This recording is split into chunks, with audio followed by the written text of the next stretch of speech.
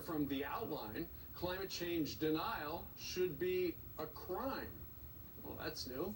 Here to react, climate researcher and the author of An Inconvenient Deception, which looks at Al Gore's book, and it's actually outselling Al Gore. Dr. Roy Spencer joins us from Nashville today.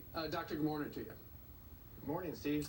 Well, it shouldn't be surprising if you have two big, powerful hurricanes in a row. There are going to be some people who said, we've never had that before, so it must be climate change. Oh, and we knew this was going to happen, I mean, in terms of the height, because, as you know, we've gone almost 12 years without a major hurricane hitting the United States. So we've got a nation of teenagers who virtually none of them ever remember hearing in the news of a major hurricane hitting the United States. And when I say major, I mean a Category 3 or stronger. So are you a climate denier? Because it sounds like, well, those other people on the political left are saying, you know, obviously we've got to penalize, as we just saw, climate deniers, and yet you're saying that human activity, as we've chatted before, may not be necessarily related to this. Well, yes, frequently I am called a climate denier. I don't know why. I believe that some of the warmth that we're experiencing now is due to the carbon dioxide that we're putting into the atmosphere from burning of fossil fuels.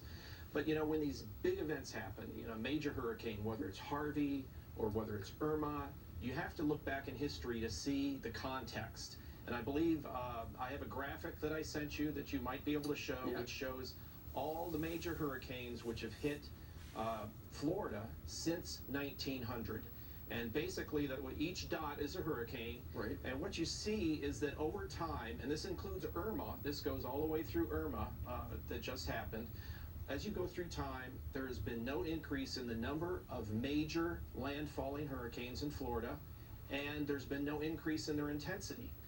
The big one was 1935 with the Labor Day storm. Right. And then weaker than that was Andrew in 92, and then weaker than that was Charlie in 2004, and then Irma was, you know, more of middle of the road kind of major hurricane, if you can think of such a thing. Sure. You say that global warming alarmists are the ones who should be prosecuted. What are you talking about? Yeah, well, I wouldn't bring that up if it weren't for the fact that we're attacked as being the ones that should be prosecuted or killed. You know, some people are pretty radical about this. And it's because the people that are pushing for new energy policy want to have us using energy which is much more expensive than fossil fuels. And someday I hope we can have renewable energy sources which are competitive with fossil fuels. We are not there yet. And since everything that mankind does depends on energy, forcing expensive energy on people, which is what these people want, is going to create more poverty. And if there's one thing we know that kills people in the world routinely, it's poverty. Sure. And Doctor, just to make it clear, you do not see a connection between what is going on in our atmosphere, or man is not creating global warming. That's what you told me during the commercial. Are you sure about that? Well, I think that mankind probably is contributing to the warmth we are currently seeing. We're about as warm as we were 1,000 years ago. No one knows why it was warmer back during the medieval warm period. We're now warm again. Part of that is natural, no doubt, in my mind. Part of it is human caused, but it's missing the point that this warming that we're seeing is relatively benign. It's only half of what climate models predict.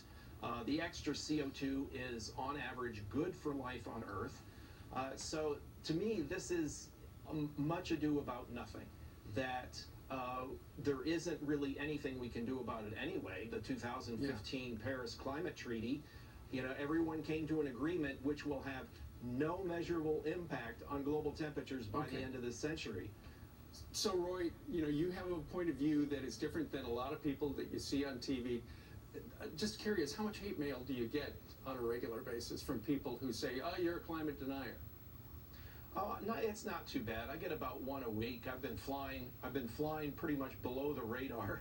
I think until this latest ebook. So I'm getting a lot of action now. All right, Roy Spencer joining us today, giving us his point of view from Nashville. Sir, thank you very much.